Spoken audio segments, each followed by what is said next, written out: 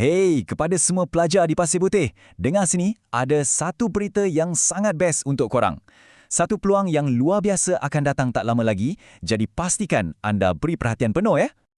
Cuba bayangkan sekejap, apa sahaja yang ada dalam kepala awak tu, tiba-tiba boleh dipegang dalam tangan, boleh jadi realiti.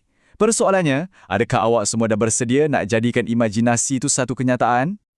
Jom kita tengok dengan lebih dekat lagi. Kita akan mulakan dengan soalan-soalan asas dulu. Apa sebenarnya bengkel ni? Siapa yang boleh join? Dan kat mana ia akan berlangsung? Okey, pertama sekali untuk siapa? Bengkel ni dibuka untuk semua murid di daerah Pasir Putih. Betul, semua orang dijemput. Dan apa yang ditawarkan? Ia adalah satu bengkel asas printer 3D. Peluang untuk korang belajar pasal teknologi yang sangat hebat ni.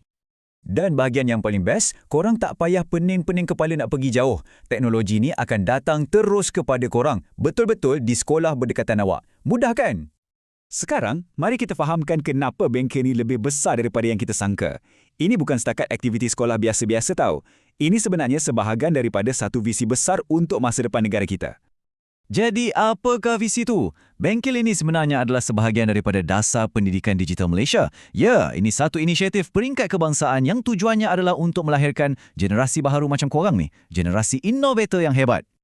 Jadi, apa matlamatnya untuk anda? Senang je. Pertama, untuk menjadi fasih digital. Maksudnya, korang selesa dan pandai guna teknologi.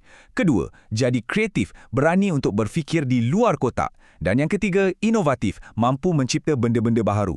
Inilah 3 kemahiran paling penting untuk masa depan korang. Okey, kita dah tahu semua butiran penting. Sekarang, jom kita masuk ke bahagian yang paling seronok. Apa sebenarnya yang korang akan buat dan rasa sendiri dalam bengkel ni nanti? Mesti dah tak sabar kan? Prosesnya mudah je, tapi sangat power. Mula-mula, korang akan kenal dan terokai sendiri teknologi pencetak 3D. Lepas tu, korang akan lepaskan semua idea-idea kreatif korang. Dan akhirnya, bahagian paling magic, korang akan tengok idea tu bertukar jadi objek sebenar, betul-betul depan mata. Dan yang paling penting, lupakan kelas yang membosankan. Keseluruhan pengalaman ini memang dah direka khas untuk jadi seronok, interaktif dan penuh dengan keseronokan belajar benda baru. Jadi, kalau korang dah rasa teruja dan tak sabar nak mula mencipta, ini adalah jemputan khas untuk korang. Jom saya tunjukkan macam mana cara nak daftar dan booking tempat korang. Pendaftaran sangatlah mudah. Cuma layari pautan yang ada di skrin sekarang. tinyurl.com/daftar peralatan digital. Tapi ingat, tempat adalah terhad. Jadi, jangan tunggu lama-lama.